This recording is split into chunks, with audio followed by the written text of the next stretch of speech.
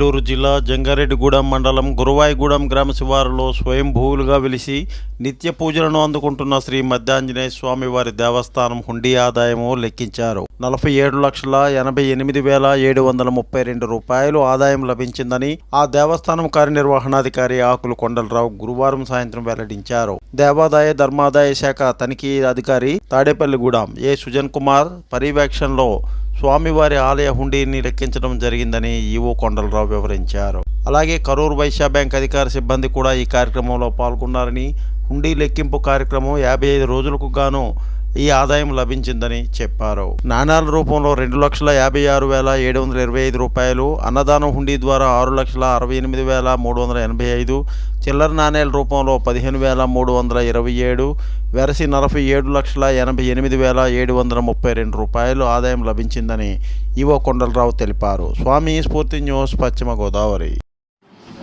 జై శ్రీరామ్, జై హనుమాన్. ఏలూరు జిల్లా జంగారెడ్డిగూడెం మండలం గురవాయిగూడెం గ్రామంలో వేంచేస్తున్న శ్రీ మధ్యాంజనేయ స్వామి వారి దేవాలయంలో నవంబర్ 14వ తేదీ నుండి డిసెంబర్ 12వ తేదీ వరకు కార్తీక మాస మహోత్సవాలు అత్యంత వైభవంగా జరిగాయి. తదుపరి డిసెంబర్ 26వ తేదీ వరకు హనుమంత్ దీక్షలు మహాపూర్ణాది కార్యక్రమంతో ఈ ఉత్సవాలు కార్యక్రమం ముగిసింది.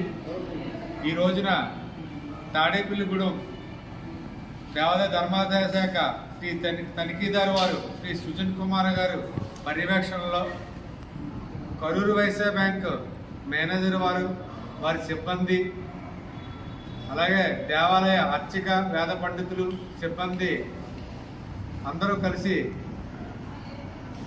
ఈరోజు హుండీ లెక్కింపు కార్యక్రమం పూర్తవడం జరిగింది. ఈ హుండీ లెక్కింపులో అనేక మంది సేవకులు కూడా పాల్గొన్నారు. ఈ హుండీ లెక్కింపు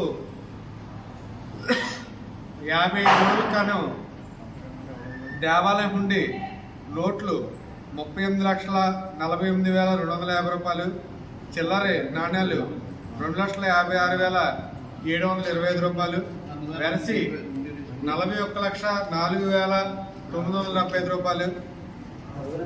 అదేవిధంగా అన్నప్రసాద వితరణ కార్యక్రమం కూడా అత్యంత వైభవంగా జరిగింది.